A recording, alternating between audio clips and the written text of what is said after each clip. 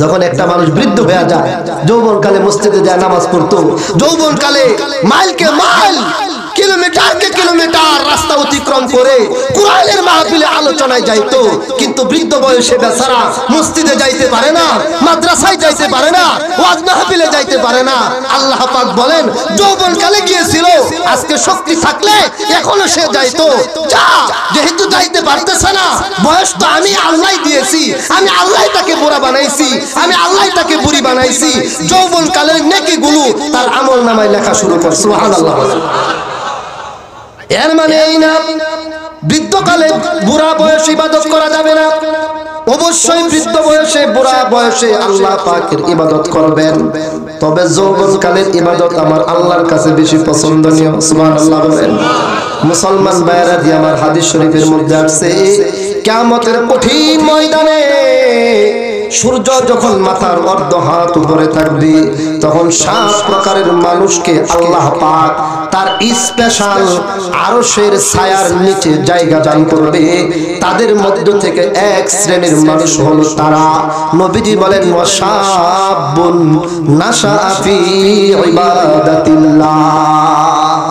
নবীজি বলেন ওই সকল যুবকদেরকে আল্লাহ পাক ডাক দিবেন, ওই যুবকের দলেরা, ওই যুবতীর দলেরা, যৌবনকালে তোমরা যারা আমি আল্লাহর ইবাদত করছো, তোমরা চলে আসো, তোমরা আমি আল্লাহর মেহমান, আমার আরশের নিচে তোমাদের জায়গা। সুবহানাল্লাহ। মুসলমান ভাইরা আমার অত্যন্ত খুশির বিষয়, অত্যন্ত আনন্দের বিষয়, আজকের এই মাহফিল এলাকার যুব সমাজ মেহনত করে কষ্ট করে আয়োজন করছে, ঠিক কিনা বলেন? আপনারা কি নারাজ নাকি যে যুবকরা কাম পাইল না? একটা গানের অনুষ্ঠান দিত, নাচের একটা অনুষ্ঠান দিয়ে দিত, যাত্রার অনুষ্ঠান দিত, সবাই আসতাম, নাচতাম, লাফাইতাম, ফাল পারতাম, কত মজাই না লাগতো, এরকম নাকি বলেন? আসলে যারা ওয়াজ মাহফিলে আসে এরা কেউ গানের পাগল না, সব কোরআনের পাগল, ঠিক কিনা? মুসলমান ভাইরা আমার, এই এলাকার যুব সমাজ আপনাদের জন্য সুন্দর আয়োজন করছেন, সৌভাগ্যের বিষয়।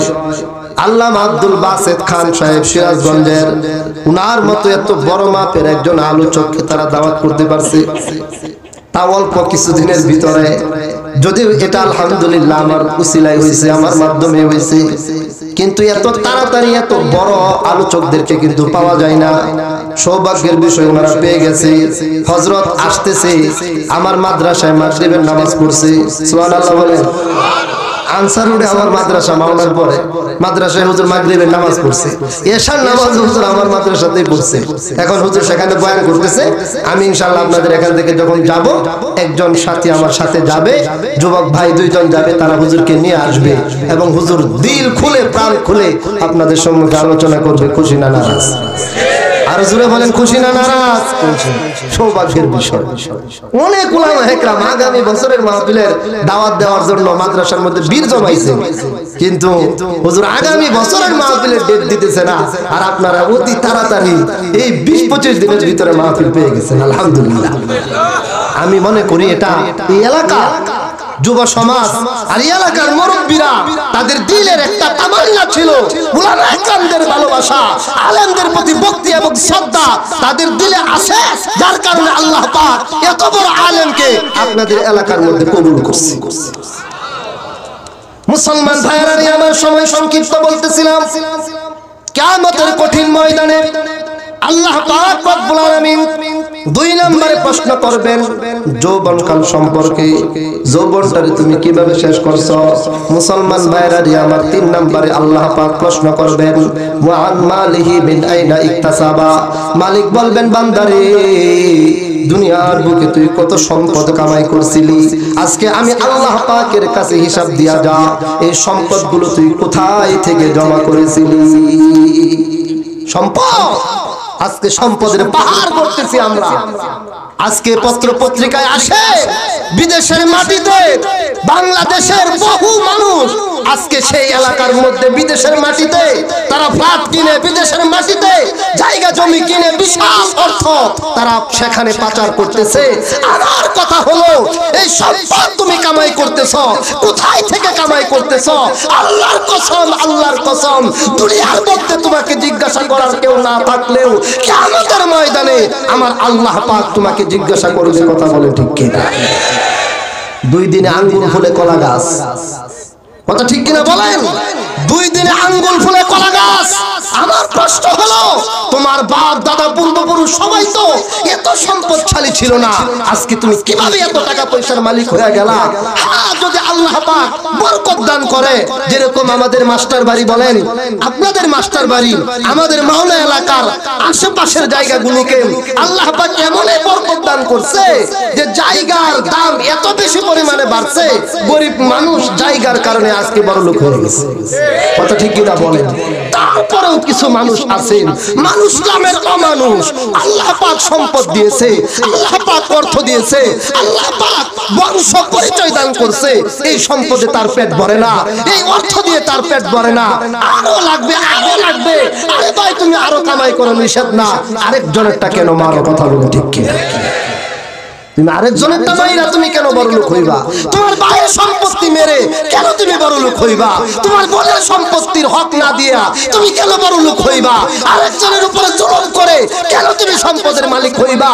হালাল পথে কামাই করে উপার্জন করে তুমি সম্পদের মালিক হও, আল্লাহর কসম তুমি ঠকবা না। কথা বলে ঠিক কিনা? মুসলমান ভাইরা, আমার সময় সংক্ষিপ্ত। কিয়ামতের কঠিন ময়দানে 3 নম্বরে প্রশ্ন করা হবে, সম্পদ তুমি কোথায় থেকে কামাই করছো, হিসাব দিয়া যাও। মুসলমান ভাইরা আমার 4 নম্বরে প্রশ্ন করা হবে, কামাই তো করছো, খরচ করছো কোথায়, তারও হিসাব দাও। 4 নাম্বার। অনেকে আছে, একজন একটা মাইরা বাড়িতে তার পোলারে কিনা খাওয়া আছে না নাই? আরেকজনের সম্পদ মেরে দিয়ে নিজের স্ত্রীর পিছনে খরচ করে, নিজের ছেলের পিছনে খরচ করে, নিজের মেয়ের পিছনে খরচ করে, সন্তানদেরকে বিদেশের মাটিতে রেখে পড়াশোনা করায়, ঢাকা শহরে রেখে পড়াশোনা করায়। নিষেধ না, আমি নিষেধ করব না। আমার কথা হলো, যদি আরেকজনেরটা মেরে তুমি তোমার সন্তান স্ত্রীর পিছনে খরচ করো, আল্লাহর কসম দুনিয়াতে কেউ জিজ্ঞাসা না করলেও কিয়ামতের ময়দানে আল্লাহ পাক তোমাকে জিজ্ঞাসা করবেন। কথা ঠিক কিনা বলেন? মুসলমান ভাইরা আমার 5 নম্বরে আল্লাহ পাক রব্বুল আলামিনের পক্ষ থেকে প্রশ্ন করা হবে, ওয়া আন ইলমিহি মাযা আমিলা ফি। মালিক বলবেন, দুনিয়ার মধ্যে কি শিক্ষা তুমি অর্জন করেছিলা? তোমার শিক্ষা কি ছিল? তুমি কি কোরআনের শিক্ষায় নিজেকে শিক্ষিত করেছিলা? তুমি কি কোরআন অনুযায়ী নিজের জিন্দেগি যাপন করেছিলা? নাকি তুমি দুনিয়ার জাগতিক শিক্ষার পিছনে পড়ে আমি আল্লাহর কোরআনের শিক্ষা থেকে দূরে সরে তুমি জগতের পিছনে ছুটছো, দুনিয়ার গাড়ির পিছনে ছুটেছো, বাড়ির পিছনে ছুটেছো? আজকে হিসাব দেয়া দাও, কি শিক্ষা তুমি অর্জন করেছো, কতটুকু আমল করেছো? আমি আল্লাহ আজকে তোমার কাছে জানতে চাই। মুসলমান ভাইরা আমার, গুরুত্বপূর্ণ 5টি প্রশ্ন করা হবে কিয়ামতের ময়দানে। 1 নম্বরে আবার মনে করানোর জন্য বলতেছি, মালিক বলবেন হায়াতের জিন্দেগির হিসাব দাও। 2 নম্বরে মালিক বলবেন যৌবনকালের হিসাব দাও। 3 নম্বরে মালিক বলবেন তোমার সম্পদ কোথায় থেকে কামাই করেছো, তার একটা হিসাব দিয়া যাও। 4 নম্বরে মালিক বলবেন সম্পদ কামাই করে কোথায় ব্যয় করেছো, তার আরেকটা হিসাব দিয়া যাও। 5 নম্বরে মালিক বলবেন শিক্ষা অর্জন করে কতটুকু আমল করেছো, আজকে তার একটা হিসাব আমি আল্লাহর কাছে দিয়া যাও। মুসলমান ভাইরা আমার, এই প্রশ্নগুলো যখন করা হবে, মানুষ প্রশ্নগুলোর জবাব দিতে পারবে না, নিজেরা নিজেদের মাথাগুলো নিচের দিকে করে দিবে। তখন আল্লাহ পাক রব্বুল আলামিন ফেরেশতাদেরকে ডাক দিয়া বলবেন, ফেরেশতারা আমার এই বান্দা এই বান্দি প্রশ্নগুলোর জবাব দিতে পারতেছে না। আল ইয়াউমা নাখতিমু আলা আফওয়াহিহিম ওয়া তুকাল্লিমুনা আইদিহিম ওয়া তাশহাদু আরজুলুহুম বিমা কানু ইয়াকসিবুন। মালিক বলবেন এর মুখের মধ্যে তালা লাগায় দাও, এর মুখের মধ্যে তালা লাগাও। যে মুখ দিয়ে বলতে পারে না, এই মুখের মধ্যে তালা লাগা দাও।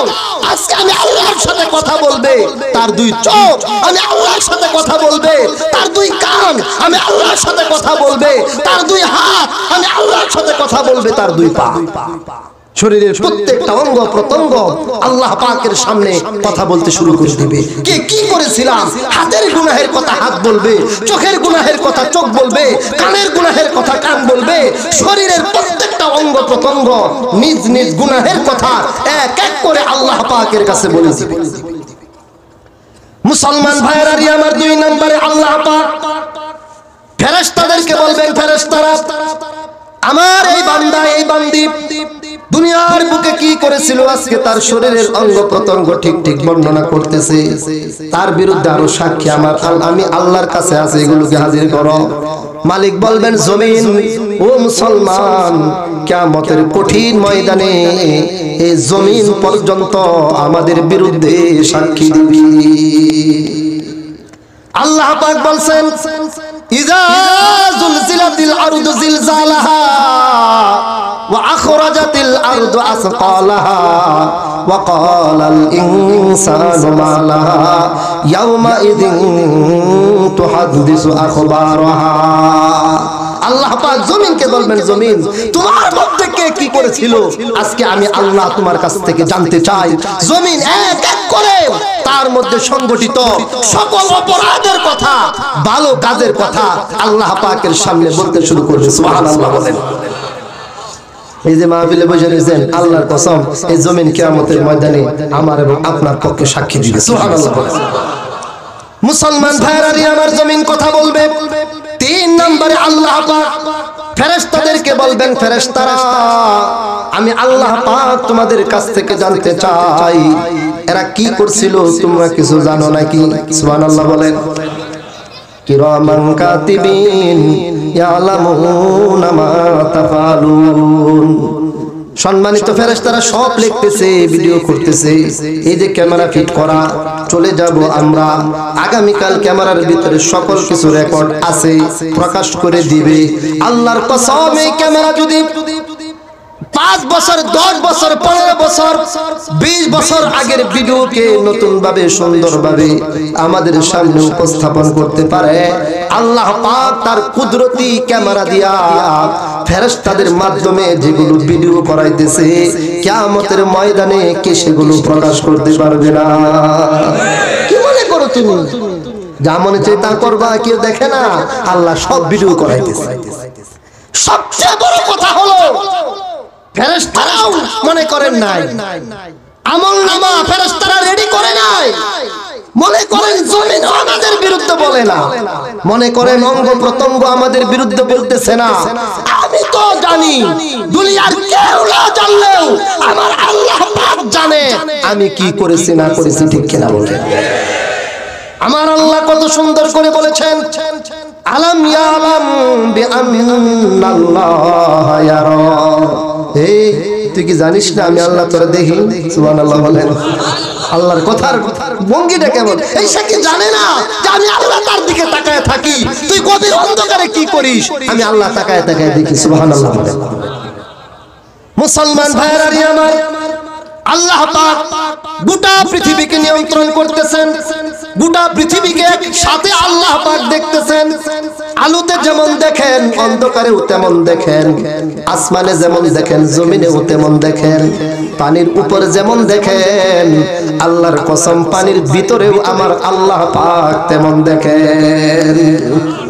গভীর অন্ধকারে পাহাড়ের ভিতরে, একটা কালো পাথরের ভিতরেও একটা ছোট্ট পিপিলিকা থাকলে আমার আল্লাহ পাক তার সম্পর্কে জানে। মুসা আলাইহিস সালাম একদিন চলতেছিলেন, হাতের মধ্যে লাঠি, সামনে পড়ে গেছে একটা মাটির টিলা। আল্লাহ পাক বললেন, মুসা এটা কি দেখোনি? মুসা আলাইহিস সালাম বলেন, হ্যাঁ আল্লাহ আমি দেখতেছি, একটা মাটির টিলা দেখা যায়। আল্লাহ পাক বলেন, আঘাত করো। মুসা আলাইহিস সালাম লাঠি দ্বারা মাটির টিলার মধ্যে আঘাত করছে, মাটির টিলা ভেঙে গেছে, ভিতর থেকে ছোট্ট আরেকটা মাটির টিলা বের হয়েছে। আল্লাহ পাক বললেন, মুসা এবার তোমার লাঠি দ্বারা এই দ্বিতীয় মাটির টিলার মধ্যে আঘাত করো। মুসা আলাইহিস সালাম দ্বিতীয় দ্বিতীয় মাটির টিলা আঘাত করলেন, সেটাও ভেঙে গেছে। ভিতর থেকে আরেকটি ছোট্ট টিলা বের হয়েছে। আল্লাহ পাক বললেন, মুসা এবার এই ছোট্ট মাটির টিলার মধ্যে তোমার লাঠি দ্বারা আঘাত করো। মুসা আলাইহিস সালাম আঘাত করলেন, আঘাত করে দেখতেছে মাটির টিলা ভেঙে চুরমার, ভিতরে ছোট্ট একটা পোকা, তাও তার মুখের মধ্যে তাজা একটা ঘাস চাবাইতেছে, আর তার জবানের দ্বারা আল্লাহ পাকের শুকরিয়া আদায় করতেছে। সুবহানাল্লাহ। আমার আল্লাহ কি দেখে না?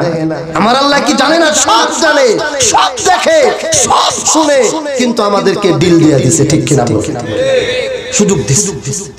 মুসলমান ভাইরা আমার, এই তো কিছুদিন আগে আল্লাহ পাক আমাদেরকে সতর্ক করলেন করোনা নামক ভাইরাস দিয়া।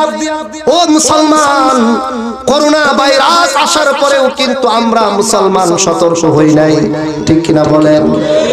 এমন তো হয়েছে, বাবা মারা গেছে, সন্তান বাবার লাশের গোসল করাইবে, কাছেই যায় নাই, গোসল তো দূরের কথা, গোসল করাই নাই সন্তান। এমন খবর আমরা দেখেছি, পত্র পত্রিকায় এসেছে। বাবার লাশ হাসপাতালে রেখে সন্তানরা বেগে চলে আসছে, পলায়ন করে চলে আসছে, পরিচয় দেয় না এটা আমার বাবার লাশ।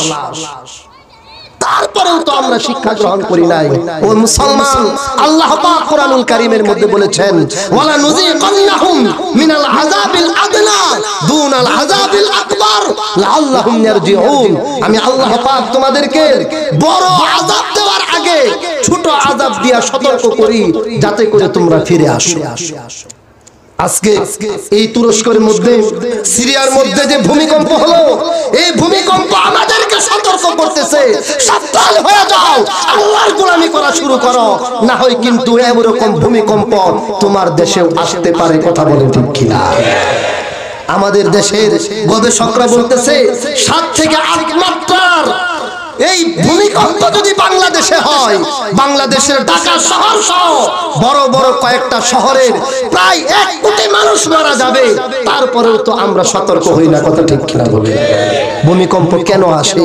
প্রাকৃতিক একটা কারণ। এটা আমাদের দেশের বৈজ্ঞানিকরা, আমাদের দেশের সুশীল সমাজ বর্ণনা করবে।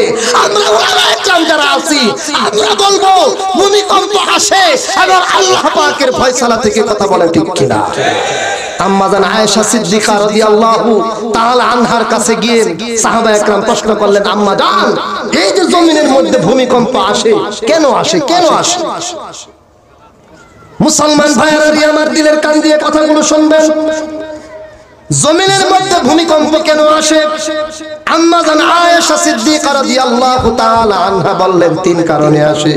বলেন কয় কারণে? 3 কারণে। 1 নাম্বার কারণ, নারীরা যখন পর পুরুষের জন্য সুগন্ধি ব্যবহার করবে, নিজের স্বামীর জন্য কোনোদিন সাজে না, নিজের স্বামীর জন্য সুগন্ধি ব্যবহার করে না, নিজের স্বামীর জন্য ভালো কাপড়গুলো পরিধান করে না, যেদিন বাহিরে যেতে হবে সেদিন সাজগোজ, সেদিন সুগন্ধি, সেদিন দামি দামি উন্নত কাপড়। কথা বলেন ঠিক কিনা? নারীরা যখন পরপুরুষের জন্য সুগন্ধি ব্যবহার করবে, সাজসজ্জা করবে, তখন তোমরা ভূমিকম্পের জন্য অপেক্ষা করো। 2 নম্বরে আম্মা জান আয়েশা বলেছেন, নারীরা যখন উলঙ্গপনা বেহায়াপনার মধ্যে লিপ্ত হওয়ার পরে লজ্জা বোধ করবে না, তখন তোমরা ভূমিকম্পের জন্য অপেক্ষা করো। আজকের নারী জাতি লজ্জাশীলতা তাদের ভিতরে নাই।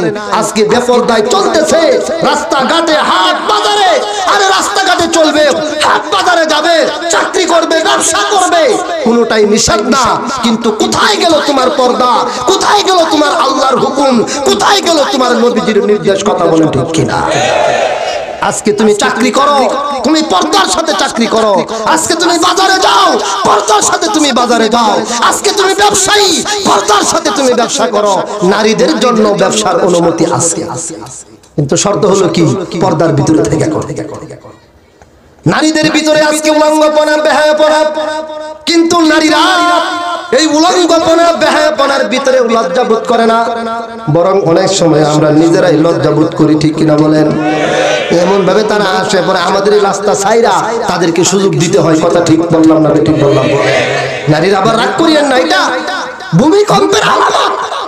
ভূমিকম্প কেন আসে? কারণ নারীরা যখন উলঙ্গপনা বেহায়াপনার মধ্যে চলার পরেও লজ্জা বোধ করে না, তখন ভূমিকম্প আসে। 3 নম্বরে আম্মা জান আয়েশা বলেছেন, যখন ব্যাপক হারে জিনা বেড়ে যাবে, বলেন ব্যাপক হারে কি বেড়ে যাবে? জিনা। ব্যাপক হারে জিনা বেড়ে যাবে, দর্শন বেড়ে যাবে। জিনার অর্থ এই না যে একজন পর পুরুষ একজন পর নারীর সাথে যৌন কর্মে লিপ্ত হলো আর জিনা হয়ে গেল, না না। জিনা ব্যাপক অর্থ রাখে। চোখের দ্বারা বেগানা নারীর দিকে তাকানো, বেগানা নারী পুরুষের দিকে তাকানো, এটা চোখের জিনা। জবানের দ্বারা বেগানা নারীর সাথে বেগানা নারী পুরুষের সাথে ঘন্টার পর ঘন্টা আনন্দ ফুর্তি সম্বন্ধে কথাবার্তা বলা, এটা হলো জবানের জিনা। কথা ঠিক কিনা বলেন? ও মুসলমান, একের পর এক অনেক উদাহরণ দিলে আপনারা বুঝবেন। কিন্তু আম্মা জান আয়েশা বলে গেছেন, যখন সমাজের মধ্যে জিনা বেড়ে যাবে এবং গান বাদ্য বেড়ে যাবে, তখন ভূমিকম্পের জন্য তোমরা অপেক্ষা করো। নবী আলাইহিস সালাতু ওয়াস সালামের জামানায় ইন্নাল আরদা তাজালজালাত আলা আহদি রাসূলিল্লাহি সাল্লাল্লাহু আলাইহি ওয়াসাল্লাম, একবার নবীজির জামানায় নবীজির উপস্থিতিতে জমিনের মধ্যে কম্পন শুরু হয়ে গেছে। নবীজি যখন দেখলেন ভূমিকম্প, দু জাহানের বাদশা সাল্লাল্লাহু আলাইহি ওয়াসাল্লাম বরকতের নবী ফাওয়াজা ইয়াদাহু আলাইহা, নবীজি তখন নিজের হাত মুবারককে মাটির উপরে রাখলেন। সুবহানাল্লাহ বলেন। নবীজি নিজের হাত মুবারককে মাটির উপরে রেখে বললেন, উসকুন, জমিন নড়াচড়া করো না, থেমে যাও। সুবহানাল্লাহ বলেন। নবীজি হাত রাখছে, জমিন থেমে গেছে, আর নড়াচড়া নাই। সুবহানাল্লাহ বলেন। এরপরে নবীজি সাহাবা একরাম রাদিয়াল্লাহু তাআলা আনহুদের দিকে মুখ করে তাকাইলেন, তাকায় বলতেছে, ও সাহাবীরা, এই যে জমিনের মধ্যে ভূমিকম্প হলো কেন জানো? কেন হুজুর? নবীজি বললেন, শোনো, তোমাদের রব, তোমাদের আল্লাহ পাক চাই, ইন্না রাব্বাকুম, নিশ্চয়ই তোমাদের রব তোমাদের কাছে চাই তোমরা যেন তার দরবারে তওবা করো। তোমরা তওবা করো, এই জন্য আল্লাহ পাক জমিনের মধ্যে ভূমিকম্প দিয়া তোমাদেরকে সতর্ক করতেছে। ফাতাবুহু, অতএব তোমরা আল্লাহর কাছে তওবা করো। আল্লাহ পাক এই সকল মুসিবত, এই সকল গজব, আযাব তোমাদের থেকে উঠায় নিবে। এই জন্য মুসলমান আসেন, হায়াতের জিন্দেগির ভুল ত্রুটির জন্য তওবা করে আমরা আখিরাতের জন্য প্রস্তুতি গ্রহণ করি। পারবো না ইনশাআল্লাহ? সবাই পারবো তো ইনশাআল্লাহ? আল্লাহ পাক আমি অধমকে আপনাদের সকলকে এই বিক্ষিপ্ত যে কয়েকটি কথা হলো, সহি কথাগুলোর উপর আমল করার তৌফিক দান করুন। ভুল কোনো কথা হলেন আল্লাহ পাক সেগুলো আমাদের অন্তর থেকে উঠিয়ে দেখ। আমিন। ওয়া আখিরু দাওয়ানা আনিল হামদুলিল্লাহ।